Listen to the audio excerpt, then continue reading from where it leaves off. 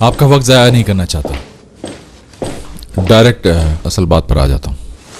हम सलमान से अपने ऊपर किसी किस्म का कर्ज रखना पसंद नहीं करते। मुझे मालूम हुआ कि मेरे दादा आपके कर्जदार थे, तो मैं वो कर्जा वापस करना चाहता हूँ। इतनी सी बात थी जिसके लिए तुमने सारे लोगों को सहमत दी।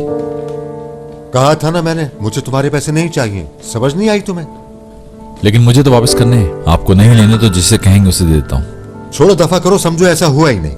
मुझे कोई पैसे नहीं लेने। खामखा हुज्जत कर रहे हैं। बात तो सुन ले हशमत साहब, इतनी उजलत किस बात की है? ये मैं आपके लिए नहीं कर रहा, अपने लिए कर रहा हूँ, ताकि सुकून की नींद सो सकूं। अच्छा, तुमने कुछ सोचा है कि जो कर्जा था वो किस तरीके से उतारोगे मुराद? जी मैंने सब तय कर लिया है। हशमत साहब साटे के प्रॉफिट में बराबर के हिस्सेदार होंगे।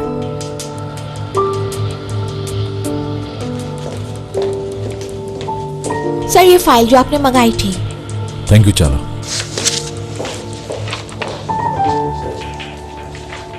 मुझे कोई हिस्सा विस्सा नहीं चाहिए। मगर फिर ये कर्ज उतरेगा कैसे?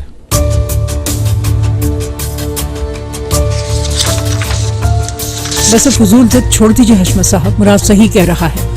मुनासिब ऑफर है, कबूल कर लें। अच्छा, तो फिर एक और ऑफर है मेरे जहन में, जो हशमत साहब यकीनन कबूल कर लेंगे मुराद बेटा।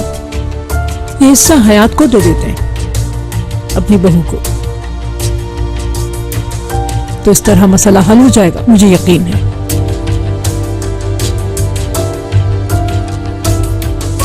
क्या हिस्सा विस्सा, ये क्या मामला है मुराद?